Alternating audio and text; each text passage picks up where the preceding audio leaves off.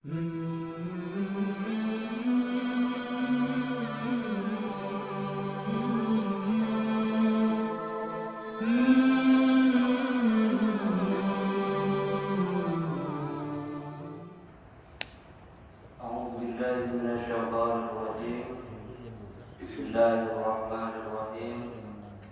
Assalamualaikum warahmatullahi wabarakatuh. Waalaikumsalam warahmatullahi wabarakatuh. Alhamdulillahirabbil alamin.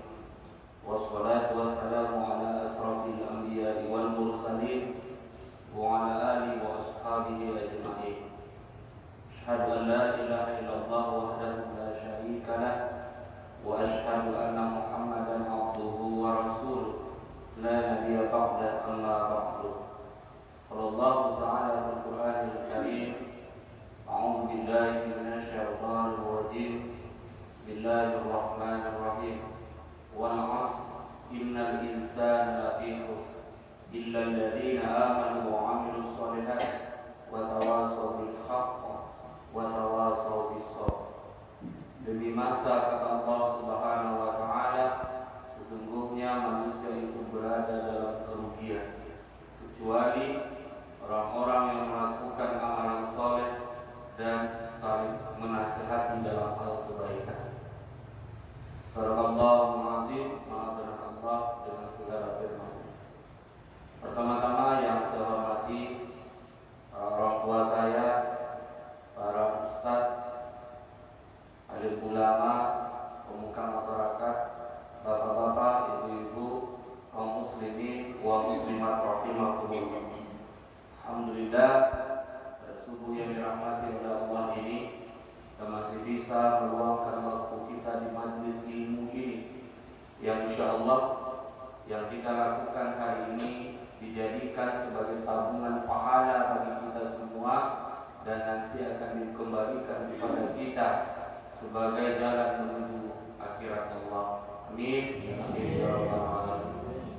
Dalam sebuah hadis dikatakan bahwasanya Rasulullah sallallahu alaihi wasallam bersabda, barang siapa di antara seorang umatku dia langkahkan kakinya ke rumah Allah ataupun ke majelis ilmu, kemudian di tengah perjalanan atau sampai dia perjalanan pulang kembali ke rumahnya meninggal dunia dia, maka sesungguhnya meninggal dunianya itu adalah jihad fisabilillah, kata Rasulullah sallallahu alaihi wasallam.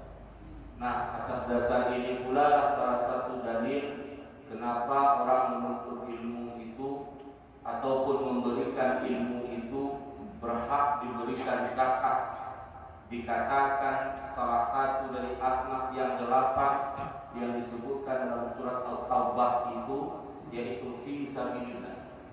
Karena ternyata Rasulullah mengatakan orang yang menuntut ilmu dan mengajarkan ilmu itu dianggap dia itu apabila dia meninggal dunia ketika hendak ke majelis ilmu atau meninggalkan majelis ilmu sampai dia ke rumahnya, maka sesungguhnya dia jihad fisabilillah.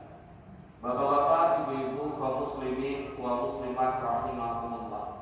Alhamdulillah kita sudah panjang kajian ekonomi syariah. Kalau diulang terus, tentu kita tidak bisa membahas bab yang baru. Oleh sebab itu, pada subuh yang dirahmati oleh Allah ini, kita masuk kepada bab tentang fikih muamalah ataupun tentang fikih ekonomi syariah dalam bab yang baru, yaitu bab al-milk. Apa itu al-milk? Al-milk artinya adalah kepemilikan. Bab kepemilikan dalam Islam. Disebutkan pula apa itu kepemilikan. Kepemilikan adalah sesuatu, barang ataupun benda ataupun hal-hal lainnya yang bisa dikuasai oleh seseorang atau lebih daripada satu orang, dan kemudian apa yang dia kuasai itu bisa dia nikmati sendiri, bisa dia manfaatkan sendiri, dan kemudian dapat pula diberikan kepada orang lain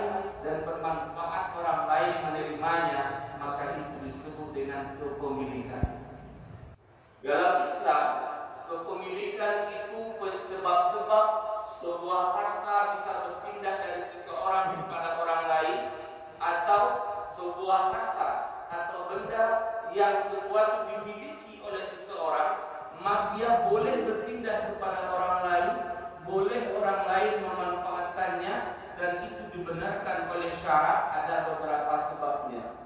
Sebab yang pertama adalah sesuatu harta itu akan menjadi milik kita ataupun bisa menjadi milik orang. Yang pertama adalah disebabkan adanya muamalah dalam hal jual beli di sana. Jadi kalau ada seseorang menjual sesuatu dibeli oleh orang lain, kemudian terpenuhi akadnya. Ketika membeli, kalau secara tunai maka diberikan uang, bendanya diambil, maka sesungguhnya benda yang sudah dibayar itu karena sudah melalui proses jual beli atau al-buyu', maka barang yang dibelinya boleh dimanfaatinya. Kemudian juga, bagaimana seandainya barang yang dibeli itu tidak secara tunai? Dia beli barang itu secara kredit atau angsuran. Sekali lagi kita harus ingatkan pada diri kita semua, istilah-istilah dalam ekonomi itu dari waktu ke waktu selalu dan terkadang berubah. Contoh, pada masa Rasulullah ataupun pada masa sahabat ataupun pada masa tabi'in atau tabi'in dan ulama seterusnya sampai ke bawah, maka tidak dikenal yang namanya kredit. Jadi nanti bingung menjadi hukumnya. Dicari di bab klasik, buku-buku klasik, fikih klasik, apa hukum kredit? Itu nggak akan ketemu. Tetapi yang ada adalah kredit adalah sebuah istilah baru yang baru muncul di abad-abad sekarang ini, yang mana konsepnya dia adalah jual beli tidak secara tunai ataupun disebut dengan jual beli secara angsuran. Di dalam Al-Quran sudah disebutkan konsep jual beli, yang mana di dalam A'udzu billahi minasyaitonir rajim. Bismillahirrahmanirrahim. Ya ayyuhalladzina amanu idza tadayantum bidainin ila ajalin musamma faktubuh.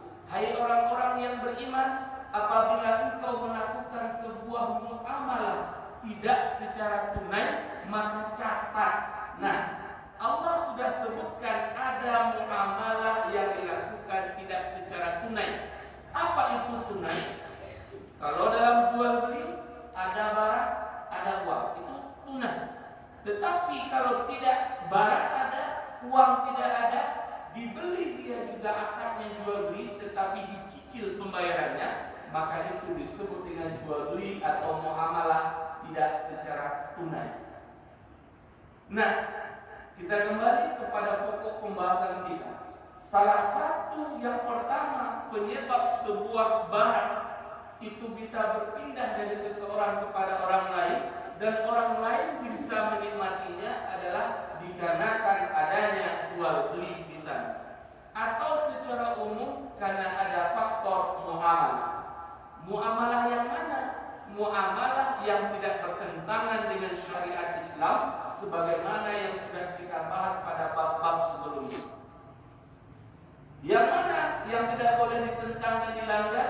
Muamalah yang tidak boleh ada riba di dalamnya, muamalah yang tidak boleh ada tadlis, kebohongan atau penipuan di dalamnya, muamalah yang tidak boleh ada tagrir atau gharar di dalamnya, objeknya tidak jelas, mau beli durian tapi masih putihnya, mau jual anak sapi tapi masih dalam kandungannya, itu termasuk tagrir, tidak boleh. Tidak boleh ada maisir, judi, pengundian nasib di dalam muamalah itu. Tidak boleh ada yang tertindas atau menindas dalam bermuamalah itu. Tidak boleh zat yang diperjualbelikan dalam bermuamalah itu zat yang diharamkan. Yang mana zat yang diharamkan? Satu, tidak boleh memperjualbelikan khinzir babi. Dua, tidak boleh memperjualbelikan darah. Tiga, tidak boleh memperjualbelikan bangkai seluruh bangkai itu haram kecuali dua bangkai, bangkai ikan dan bangkai belalang. Kalau jangkrik bagaimana Pak Ustaz? Tak ada orang makan. Tak ada orang makan jangkrik. Jadi ini pernah ditanya oleh mahasiswa saya ketika ujian, ada juga ya. Ada ya. Jadi Pak Ustaz, jadi ketika dia ujian seluruh bangkai haram kecuali dua bangkai katanya, bangkai ikan dan bangkai jangkrik. Saya penasaran, saya lihatlah di Google. Apa itu jangkrik? Ternyata menurut keterangan Google, menurut Bapak Ibu tahu Google? Ya, itu. Katanya ternyata jangkrik ini masih saudara dengan belalang. Saya nggak tahu saudara dari pihak mananya ini, dari pihak ibu atau pihak bapak, saya tidak tahu. Gitu ya. Cuma beda warnanya. Ya, dia beda warna dan kemudian beda ekor. Kalau belalang, dia ekornya lembut. Kalau misalnya jangkrik, ekornya agak bercabang sedikit. Nah itu. Tetapi apakah bangkai jangkrik ini halal Pak Ustaz? Kaji dalam bab fikih. Yang jelas disebutkan dalam Islam bangkai ikan dan bangkai belalang. Kalau memang benar menurut ahlinya, itu ahlinya bukan Ustaz, tentu ahlinya adalah ahli hewan. Tanya dokter hewan. Kalau memang kata dokter hewan jangkrik itu masih bersaudara sekandung dengan belalang, maka masuk bagian diharamkan. Yang itu persoalannya. Namun meskipun belalang itu halal, tidak semua umat Islam pula bisa mengatakan itu halal untuk diri dia. Halal secara hukum belum tentu halal secara pribadi. Apa maksudnya? Kalau Ustadz Hasan Basri jangankan memakan belalang, nengok belalang aja muntah dia. Diambilnya belalang yang sudah digoreng itu, dimakannya muntah dia. Dia paksakan. Maka hukum memakan belalang bagi Ustadz Hasan Basri menjadi haram. Kenapa haramnya?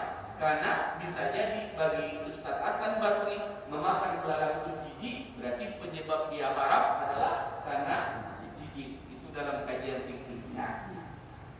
Kaum muslimin wa muslimat rahimakumullah.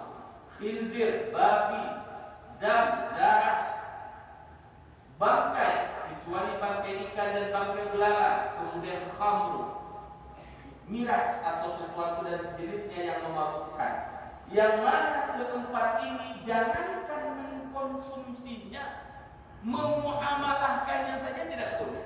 Tidak boleh memperjualbelikannya, tidak boleh menghutang-hutanginya, tidak boleh menyewakannya dan selainnya. Dia itu termasuk benda yang diharamkan untuk dimuamalahkan. Nah, itu yang pertama, yaitu penyebab berpindahnya sebuah harta, sebuah benda kepada orang lain dari seseorang kepada orang lain, dan itu dibolehkan secara syariat karena ada di dalamnya muamalah.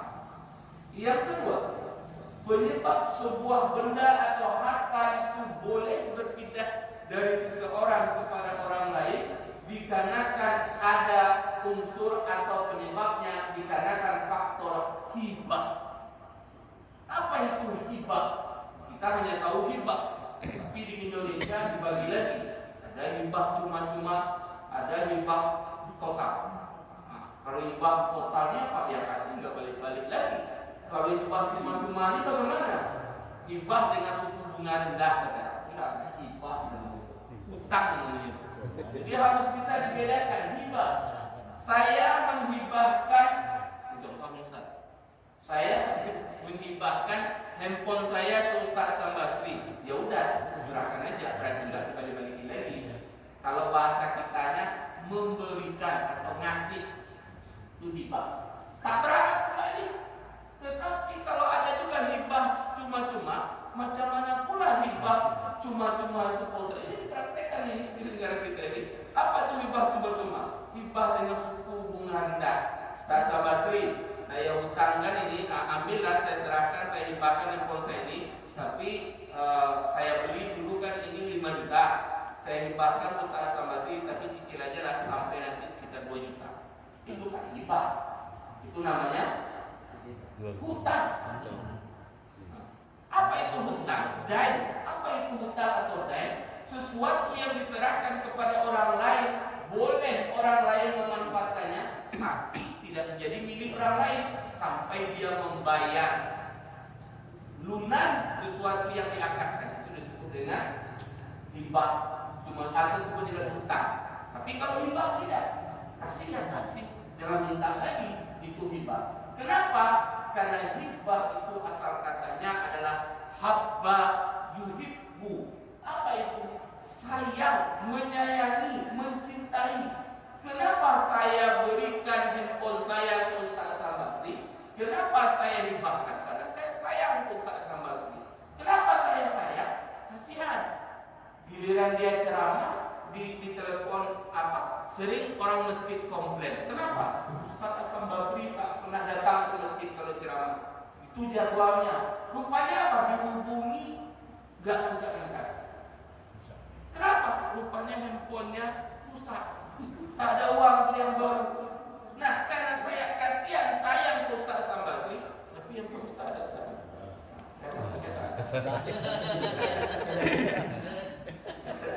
Nah, karena handphonenya, karena saya berikan, Ustaz ambillah. Nah, itu disebut dengan hibah. Tidak ada syarat.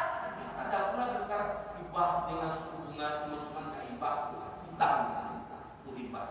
Yang ketiga, penyebab sahnya sebuah barang, sebuah benda, sebuah materi bisa berpindah kepada orang lain tidak bertentangan dengan syariat adalah karena faktor yang namanya warisan. Nah, ini babnya nanti lagi bab panjangnya fikih mawaris. Apa itu fikih mawaris? Harta warisan. Ada ketentuan-ketentuan dalam bab waris yang harus dipenuhi. Satu, tidaklah disebut dia harta waris kalau orangnya masih hidup. Ulang, tidaklah dia disebut harta waris kalau sepemilik harta itu masih hidup. Ustaz Arif uangnya banyak, punya rumah 2. Izin Ustaz, anak 3 rumah, anak 3. Ustaz Arif masih hidup. Apa kata Ustaz Arif? Besok rumah saya yang di Jalan Biblani untuk engkau anak pertama. Nah, harta ini warisannya saya serahkan untuk engkau anak pertama. Anak yang kedua, warisan ini bapak serahkan yang untuk rumah di Jalan Lebit. Itu untuk anak kedua. Yang ketiga yang di Jalan Sukajadi itu warisan saya untuk anak ketiga. Tapi Pak Arifnya masih hidup. Apakah rumah-rumah tadi disebut dengan harta warisan? Iya. Tunggu mati dulu Ustaz Arif. Itu namanya wasiat. Wasiat. Nah, dalam bab wasiat Pak, ada juga aturannya, nggak boleh kita campur-campur. Ustaz Arif punya anak 3, 2 merantau, 1 yang dekat sama dia. Yang merantau ini ditelepon tidak ngangkat-ngangkat, bertahun-tahun tak ada kabar, sakit Ustaz Arif tak ada yang merawat kecuali anaknya di rumah. Yang 2 lagi tak pernah tahu menahu. Saking sakit hatinya Ustaz Arif kepada anaknya. Tapi terjadi di luar sana. Saking sakit hatinya kepada 2 anak yang pergi ini, apa katanya dibuatnya wasiat? Tanah, rumah, seluruh yang saya punya ini, untuk engkau semuanya kalau bapak mati nanti. Berarti wasiat untuk engkau. Karena engkau yang mengurus bapak. Yang 2 lagi nggak dikasih, dia nggak mau tahu, nggak ngurus bapak.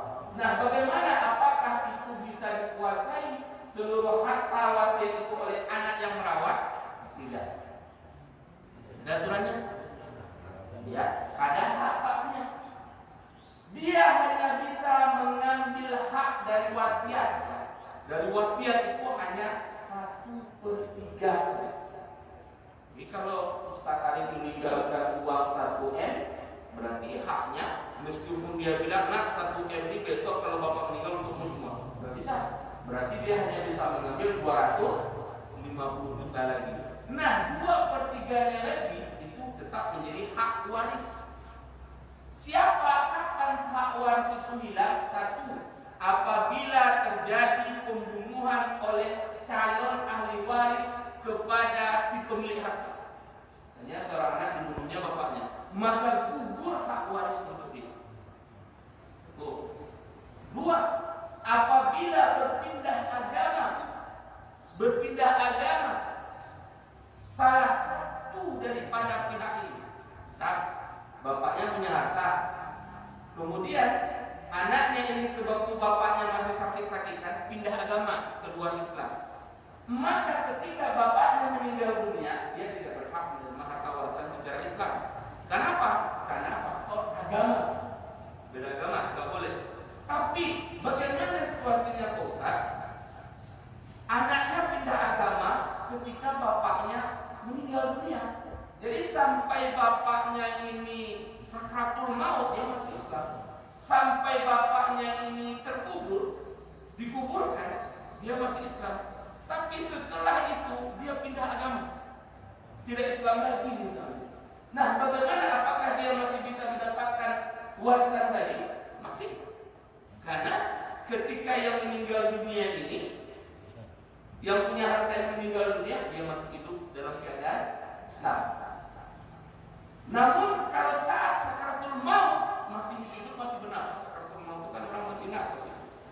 Pindah agama lagi, maka dia tidak berhak menerima harta warisan. Seperti itu. Atau kebalikan, si pemilik harta dia pindah agama. Misalnya seorang bapak punya anak, punya warisan, kemudian bapaknya kok masih hidup pindah agama deh, maka di dalam Islam tidak mewarisi harta meskipun satu nasab kalau beda agama. Kalau yang pemilik harta pindah agama, ya tidak bisa memiliki, tidak disebut harta warisan. Jadi jangan nanti bapaknya non-muslim meninggal dunia harta banyak disebut harta warisan. Hati-hati. Ya, tidak hanya nasab, tetapi ada agama. Kaum muslimin wa muslimat rahimahumullah. Itu aturan-aturan dalam hal bab fikih mawaris. Kemudian dalam hal membagi kepemilikan harta waris ini, tidak serta-merta pula ada orang meninggal dunia langsung dibagi harta warisannya. Tidak. Ada lagi aturan dalam Islam. Apa aturannya? Yang pertama, apabila meninggal seseorang dan dia meninggalkan harta, maka harta yang dia tinggalkan itu disebut harta waris.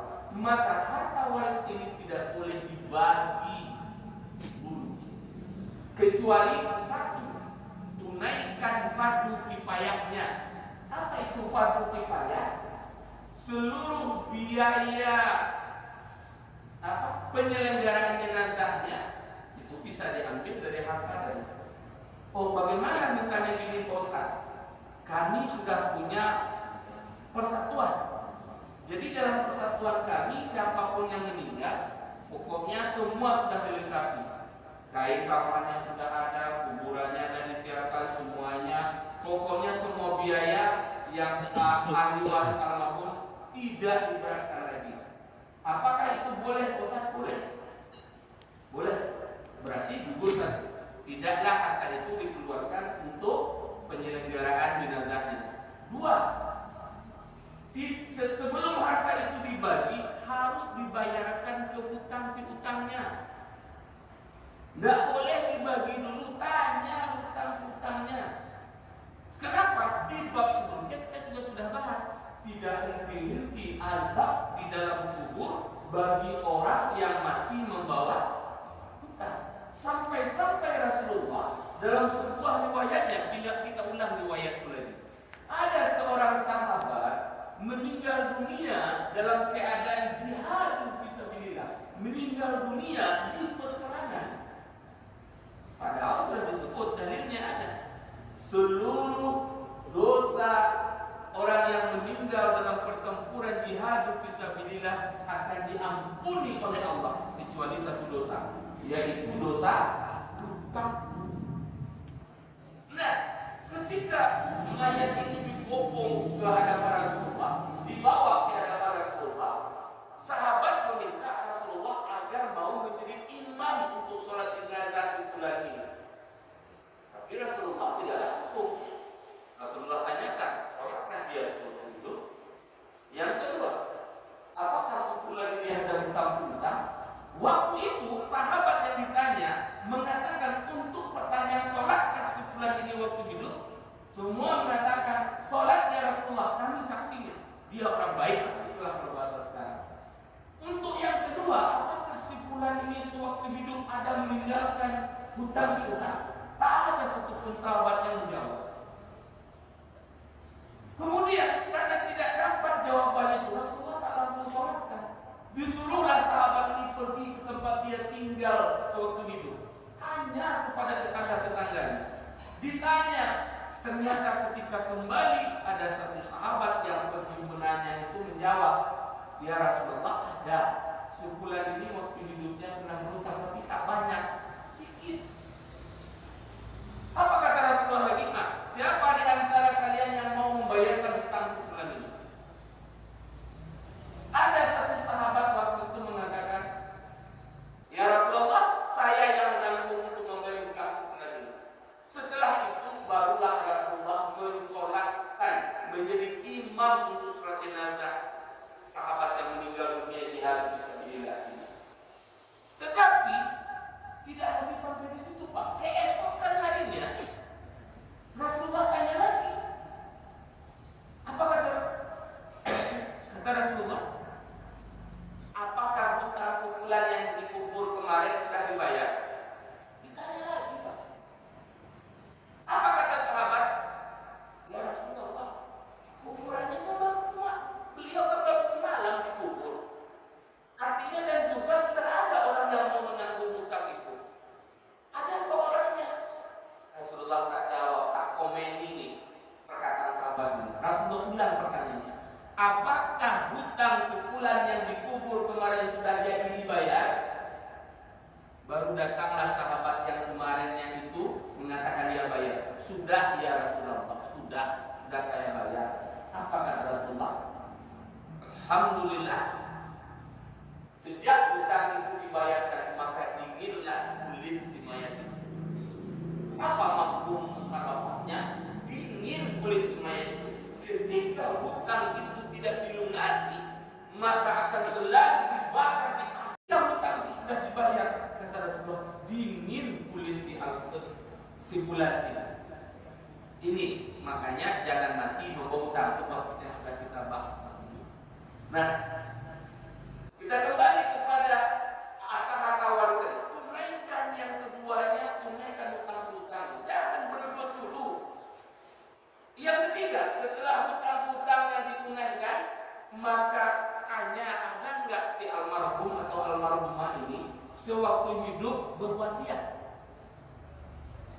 Ustaz, kalau wasiatnya uang pensiun gimana Ustaz? Sama. Kalau wasiatnya apa namanya itu, kalau kita asuransi, kalau wasiatnya asuransi bagaimana Ustaz? Kalau asuransinya tidak bertentangan dengan syariat Islam, tidak boleh. Karena sekarang ada dua asuransi, asuransi konvensional dan asuransi syariah. Bedanya sekilas, asuransi konvensional itu asuransi yang di dalamnya, mohon maaf, yang di dalamnya ada unsur maisir. Apa itu? Judi, mengundi nasib. Kenapa mengundi nasib pada maisir? Setiap bulan bayar dengan harapan besok kalau terjadi apa-apa, seandainya terjadi sesuatu dapat. Kalau tidak terjadi sesuatu tidak hilang. Itu mengundi nasib itu. Kalau terjadi sesuatu, kalau maka dapat. Kalau tidak terjadi sesuatu, duit hilang. Ini kan sama dengan konsep maisir. Tetapi dalam konsep asuransi syariah itu, konsepnya adalah ta'awun dengan tabungan. Tapi lebih mengedepankan ta'awun. Semua orang menyetorkan uangnya 100.000 sebulan misalnya. Kemudian uang itu dari awal sudah diakadkan. Apa bunyi akadnya dalam asuransi syariah itu? Siapapun yang mendapat kemalangan nanti, maka uang ini disepakati oleh orang yang iuran itu untuk diserahkan kepada orang yang kena musibah. Ini sama persis konsepnya dengan Pak yang kematian ini? Kematian mesin ASK sama betul konsepnya itu kan semua bapak-bapak nih ngasih uang nih berapa sebulannya 10.000 5.000 10 nah, kan itu dari awal kan sudah tahu tuh siapapun yang kemalangan besok maka uangnya boleh dimanfaatkan ini kan boleh. Nah konsep secara umum dulu kita nggak terlalu jauh dari asuransi syariah seperti itu Bapak. Tapi kalau ada juga orang mengatasnamakan asuransi syariah tapi konsepnya masih konvensional sama aja. Kita berbicara konsep bukan fakta, bukan praktek di lapangan. Konsepnya seperti itu asuransi syariah itu. Nah, tunaikan wasiatnya. Oh, adakah dia berwasiat? Ada. Bagaimana Ustaz kalau wasiatnya itu kami tak mampu? Wasiat itu hukum melaksanakan wasiat adalah apa Pak? Melaksanakan wasiat apa hukumnya? Wajib. Tetapi tidak wajib mutlak pula. Bagaimana kalau wasiatnya itu sesuatu yang tidak baik? Tidak wajib. Misal besok kalau Bapak mati, engkau itulah pergilah bawa bagi-bagikan minuman keras ke kampung sana. Nanti berwasiat tuh. Nah ini kalau wasiat nggak bagus nih, maka itu nggak boleh. Ya wasiat yang bertentangan dengan syariat menyusahkan orang itu juga nggak boleh. Contoh, dia hidup di Dumai, kemudian dia berwasiat, kalau besok bapak meninggal dunia, tolong kuburkan di Cilacap kampung ini RT ini. Mari Bapak. Wasiat tuh ada juga tuh.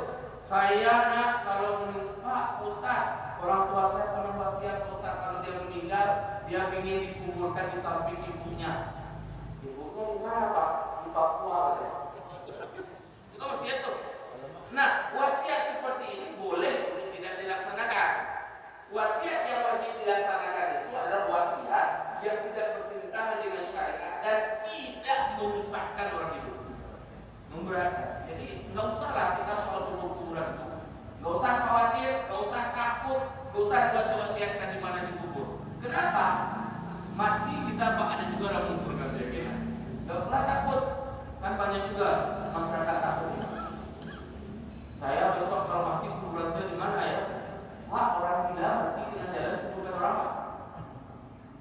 Terus Ustaz, saya pinginnya kuburan di samping ibu saya. Kenapa? Biar bisa jumpa dengan ibu saya terus. Kok baru udah mati pula? Kok hidup kemana? Pertanyaannya itu. Ya, biarkan itu kewajiban orang hidup. Ada namanya fardu kifayah, yaitu menyelenggarakan jenazah. Apa itu menyelenggarakan? Mulai dia mati, habis nyawanya sampai dia dibenarkan dikubur. Itu fardu kifayah itu. Tidak ada satupun di kampung itu orang mau menjalankan fardu kifayah itu, maka berdosa satu kampung. Apa selesai? Jadi apa kita harus takut-takut? Seperti itu kaum muslimin wa muslimat rahimakumullah. Setelah kita tanyakan tunaikan fardu kifayah penyelenggaraannya, kemudian kita bayarkan hutangnya, wasiatnya, barulah nanti dibagi harta itu. Dikatakan dia harta waris. Ketika kita mendapat bagian kita dari harta waris itu, maka harta warisan itu yang sudah kita dapatkan, yang dibagi-bagi itu, maka sudahlah kemudian barulah dia menjadi hak kita, hak milik pakai, halal kita memakannya. Saya dipahami Bapak Ibu? Ini masih ada yang lain. Nah sampai di sini, karena waktu dibatasi sama Ustaz Basri tadi, sampai seluruh. Kita buka sesi tanya jawab sebelum kita lanjut. Silakan. Iya. Saya izin minum.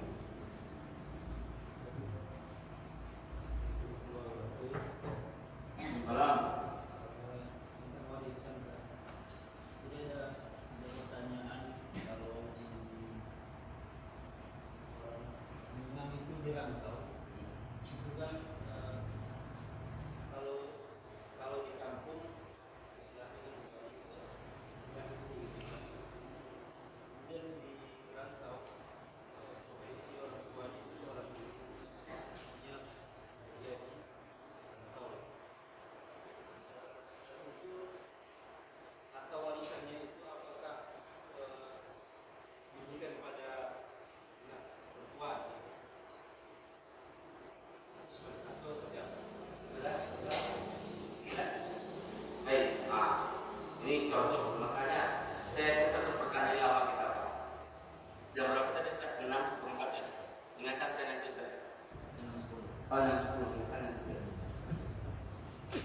ada ketidakpahaman atau kesalahpahaman tentang konsep waris di Sumbar atau konsep waris di Minangkabau. Saya katakan karena dulu skripsi S1 saya itu apa? Jadi konsep dasarnya gini, pertanyaan masyarakat yang saya angkat menjadi skripsi S1 waktu itu. Karena jurusan saya perbandingan mazhab dan hukum. Jadi semua hukum diperbandingkan, semua mazhab itu dikaji. Jadi mazhab itu tidaklah 4. Mazhab itu banyak. Cuman yang kita tahu sekarang 4, kenapa 4? Karena yang 4-nya masih punya murid sampai hari ini. Jadi diajarkan terus. Yang lain tidak punya murid, dia terhenti. Jadi tidak lanjut pengajian-pengajian dari guru mas imam mazhab yang lain ini. Makanya ada namanya fikih 4 mazhab. Nah, yang pertama ada pertanyaan masyarakat, Pak Ustaz, orang Minang itu kan ada falsafah adatnya, adat basandi sarak, sarak basandi kita. Itu enggak main-main Ustaz. Kalau di bahasa Indonesia kan agak baik juga, tapi kita coba. Adat bersendikan. Sendi itu menopang. Bersendikan, adat bersendikan sarak. Sarak yang dimaksud itu adalah syariat. Adat basandi sarak, sarak bersandi kitabullah iya, Al-Quran. Artinya Ustaz, harusnya orang Minang itu kan Islami. Dijawab sama orang Minang. Ini bukan dengan orang Minang. Dijawab sama orang Minang. Apa kata orang Minang? Seluruh orang Minang itu Islam. Tapi tidak seluruh orang Sumbar Islam. Bisa dipahami? Seluruh orang Minang itu pasti Islam. Tetapi tidak orang Sumbar Islam. Karena seluruh orang Minang itu Islam, berarti seluruh orang Minang itu haruslah bersandikan Al-Quran. Seperti itu. Nah, tetapi orang Minang itu adatnya bersandikan kitabullah. Tapi kok di adat dalam harta warisan, di dalam Al-Quran itu dibunyikan pembagian laki-laki itu 2 kali banyaknya, jumlah banyaknya dibandingkan bagian perempuan. Tetapi di Minang itu jangankan 2 kali, 1 kali pun ada padanya. Semua untuk perempuan. Di mana ada pasal di syarat-syarat pasal di kitabullah ini? Nah, pembahasannya seperti ini, Bapak. Di Minangkabau itu ada namanya enggak orang Minang, ini saya terjemahkan. Di Minangkabau itu ada 2 jenis harta. Ada namanya harta pusako tinggi, ada namanya harta pusako rendah.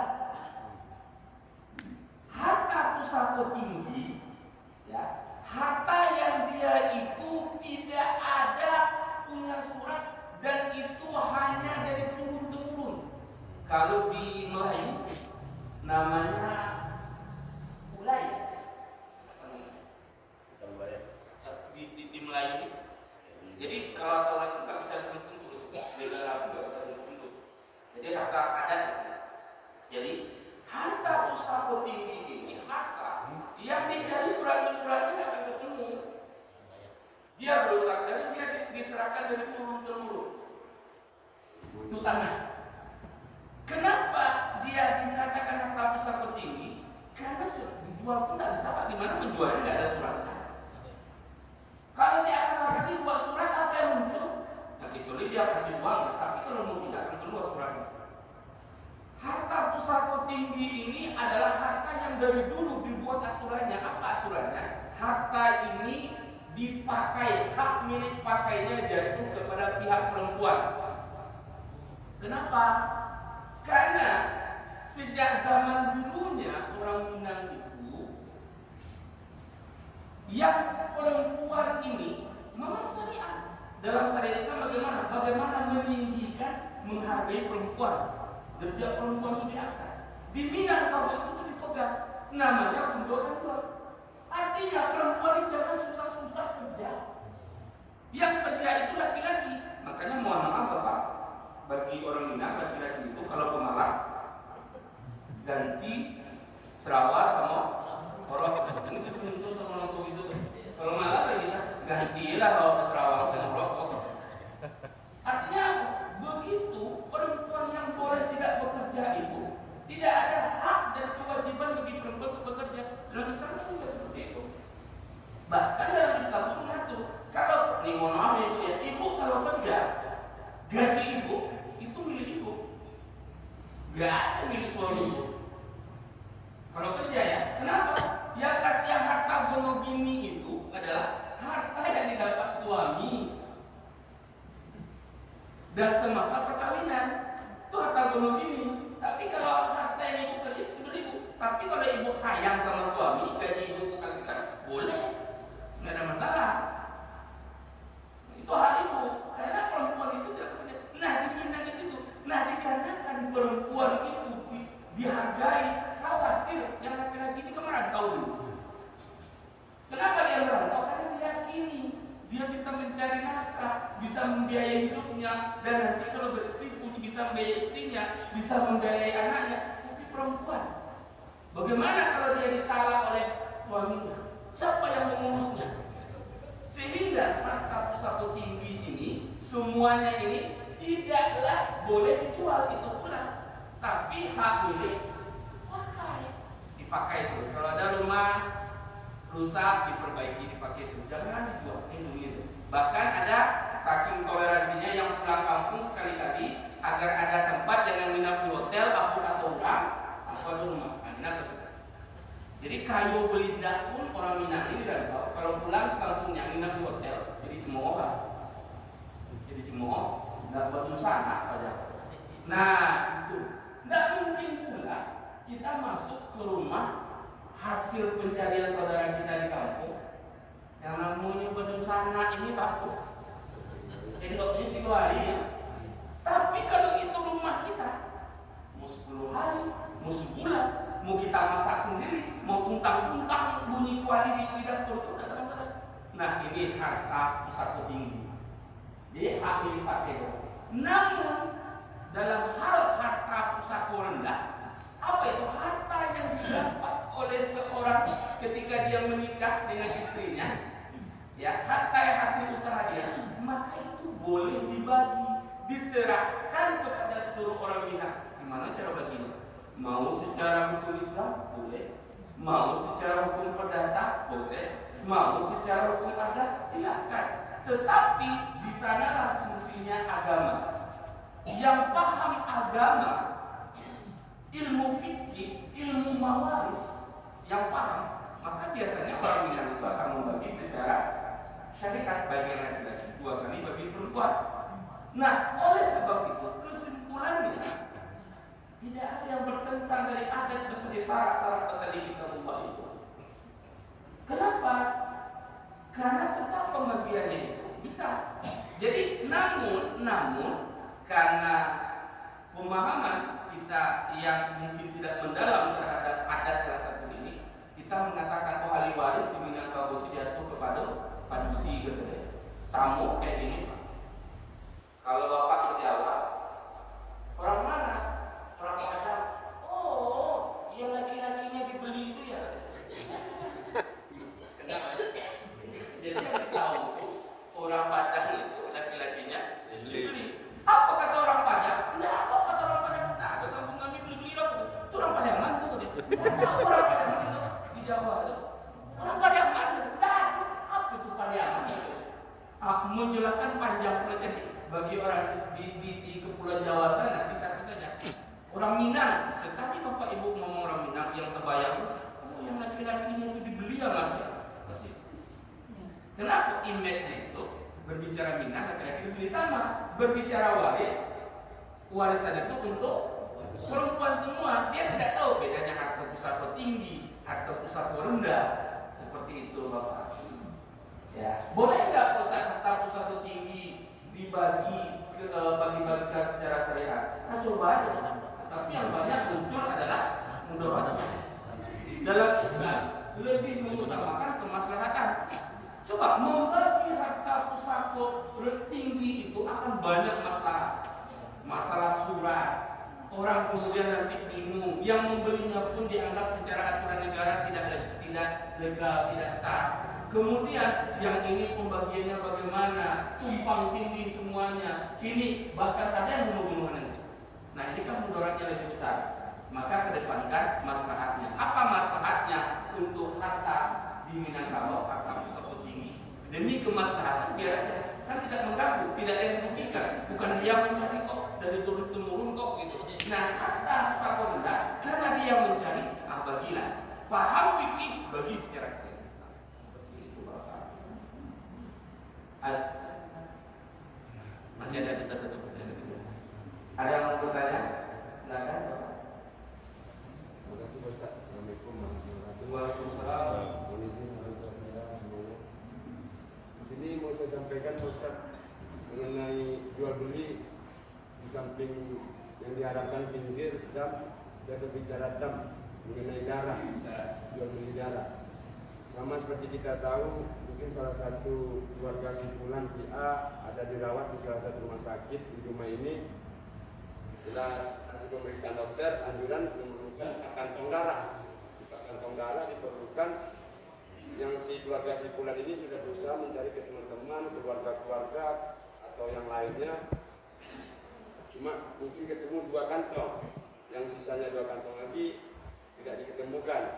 Jadi di sini yang ingin saya tanyakan untuk meluruskan, apakah di sini ada unsur jual beli darah mengenai seperti yang kita tahu kayak di salah satu Palang Merah Indonesia kan pengambilannya dari situ, dari rumah sakit ini ke PA ke PNI untuk ininya. Jadi kan tidak semua keluarga pasien ini, keluarga sebulan ini kan di salah satu rumah sakit ini orang-orang berduit. Nah, untuk memenuhi 2 kantong tadi ini adalah dapat 2 orang yang di situ mungkin disebutkan dia minta pemulangan stamina, apa tenaga. Memang dibahasakan tidak jual darah. Berapa nominalnya Pak? Sekitar 300.000. Nah, itu apakah ada unsur suka sama suka atau termasuk jual beli? Ini saya kurang ini supaya tidak larinya ke haram atau gimana Pak Ustaz. Itu gimana itu? Baik. Terima kasih. Terima kasih Bapak. Donor darah dalam Islam itu nggak bisa dikata kecuali darurat ya. Donor itu namanya donor. Donor ini artinya pemberian secara sukarela. Sukarela. Nah beda dengan hibah. Kalau hibah itu tanpa balik, sukarela. Ini saya kasih. Kalau orang mau balik lagi, ini saya kasih juga ya. Gitu. Itu berarti ini apa dibeli lagi? Enggak beli. Nah jadi donor. Baik hukum Islam ataupun hukum positif. Yang mana hukum positif? Hukum pidana, hukum acara pidana, hukum perdata, hukum acara perdata. Semuanya itu konsepnya sama. Tidak boleh memperjualbelikan darah. Itu sama. Terus di PNII, kenapa di PNII ada biaya? Satu, seandainya ada di PNII itu ada bahasanya, akadnya jual darah, itu nanti kena tindak pasti. Tapi yang selama ini, yang saya tahu, tidak ada namanya pembelian. Jadi ada namanya biaya, bukan administrasi, biaya apa gitu. Nah, tetapi konsep apa? Perawatan ya, karena darah kita. Ya baik. Jadi gini, untuk jual beli darah juga boleh. Di PNII hanya namanya donor. Kita serahkan darah kita, kemudian kita biasanya kalau kita pendonor diberikan puding. Dulu puding ini diberikan tidak dalam bentuk uang, diberikan dalam bentuk makanan. Nah saya dulu juga alhamdulillah pernah juga donor. Yang dikasih dulu itu habis donor kita kacang hijau segelas atau 1 plastik, susu, telur, yang bergizi lah. Ya. Yang ingin saya tanyakan tadi bukan masalah yang di PMI-nya. Ya. Kalau untuk petugas PMI-nya dia menganjurkan Bapak carilah sisa 2 kantong ini siapapun orangnya. Ya. Contoh misalnya Bapak berdua ini Pak boleh bantu saya butuh darah 2 kantong lagi. Bisa saya bantu Bapak, tapi saya minta pengembalian uang puding saya ya. Berapa? Ya 300. Ya. Karena kan tidak semua keluarga pasien orang kaya, jadi itu bagaimana itu? Baik dimakan uangnya atau gimana itu? Ya, baik, saya paham. Kita mulai biar dulu tuntas nih, nggak setengah-setengah. Jadi, saya kita tadi selama orang PMI nggak marah kita menjelaskan ini, karena kita menyelamatkan jangan salah paham. PMI-nya biasanya ada anggaran yang dikasih sekitar 150 sampai 300 sekarang. Kenapa? Karena dulu puding itu kadang orang satu hari itu nggak ada yang donor, kadang ada. Kalaulah telur ini di stok terus, tentu kalau 1 minggu itu ada tersisa busuk banyak yang terbusuk, basi busuk. Akhirnya diputuskanlah, digantilah makanan tadi dalam bentuk nominal uang. Jadi kapanpun tengah malam pun, yang ini aja beli aja lah telur sendiri keluar gitu. Tetap uang puding benar itu kan boleh. Nah kemudian sampai di sana kan boleh, artinya uang puding itu boleh, tidak ada jual beli di sana. Kemudian bagaimana misalnya ada terjadi seperti yang Bapak bilang tadi, uang puding saya di mana? Gitu. Nah, kalau misalnya tentu dia pergi, misalnya si Bapak mau donor darah kan dibawa juga ke PMI. Iya, dibawa ke PMI. Dibawa juga ke PMI kan? Setelah ada suka sama suka rumput dari musyawarah tadi. Ya, sebenarnya bukan suka sama suka, tahun tolong menolong. Bapak pergi ke PMI, biasanya kalau dia PMI juga mengasihkan uang puding, berarti itu uang puding yang legal oleh negara kan di stop tuh. Ada anggaran negara, jadi dia dapat. Tetapi ketika dia minta lagi kepada Bapak 300.000, ya kan? Maka yang meminta itu dia berarti menjual darahnya seharga 300.000 itu haram, Mas. Haram hukumnya. Karena dia sudah dapat dari negara melewat kantor PMI. Dia minta lagi gitu. Nah bagi kita, karena kita terpaksa nih, kalau enggak kita butuh darah 2 kantong lagi. Mau tidak mau kita carikan uang. Apakah kita juga berdosa? Tidak. Karena kita sudah berusaha. Maka yang menjual itu yang berdosa. Itu dari pihak PMI-nya. Kalau dari pihak yang PMI-nya ada anggaran negara. Iya, yang minta ini. Minta lebih 300 gitu. Iya. Nah, itu. Seperti itu. Nah, dari PMI, tapi kalau dari PMI dia nggak dapat, yang dia nggak dapat PMI yang tadi itu boleh. Nah, boleh. Karena uang puding itu kan dia undang. Karena darah dia diambil. Ya, enggak, bukan masalah darah. Dalam undang-undang sudah diatur. Undang-undangnya kan atiullah wa atiur rasul wa ulil amri minkum. Ada ulil amri minkum negara. Negara sudah mengatur undang-undang. Apa undang-undangnya? Setiap orang yang mendonorkan pasti dapat uang. Jadi uang kembali tenaga. Tapi ternyata nggak dikasih. Tentu dia harus lemas loh Pak habis mendonorkan darahnya. Nah, ketika dia minta itu halal. Berarti dia nggak menjual. Berarti dia minta. Namun kalau catatannya, kalau dia nggak dapat dari PMI, dari PMI dia dapat, dia minta lagi. Ini kan dikasihnya beda nih. Kalau dari PMI hanya dapat 2 kotak susu, terus berarti sudah. Susu sama telur. Berarti sudah. Telur. Berarti sudah bagus. Tidak boleh ada lagi diambil. Kalau diambil nggak boleh. Nah, bagaimana Pak Ustaz? Saya itu melakukannya. Tapi saya nggak tahu kemarin. Kan sudah kita bahas ada dalilnya. Rufi al-kalam, ada 3 orang yang tidak diambil dosa. Orang yang tidur sampai dia bangun, pingsan sampai dia sadar, orang yang tidak tahu sampai dia tahu. Kemarin dia nggak tahu, berarti dia nggak dosa. Hari ini ikut pengajian dia tahu, kedepannya dia buat lagi. Yang kedepannya yang berdosa akan kemarin berdosa. Karena fataman fata wala yaudu man mata. Yang berlalu ya sudah tidak diambil, sesuatu itu terhadapnya dosa. Begitu Bapak. Pas jam 6:10. Mohon maaf atas segala kekurangan. Terima kasih atas segala perhatian. Mudah-mudahan kita selalu diberikan kesehatan oleh Allah dan penambahan ilmu dalam fikih dan untuk kita beribadah dalam kehidupan. Usikum wa iyaya kita Allah. Assalamualaikum warahmatullahi wabarakatuh.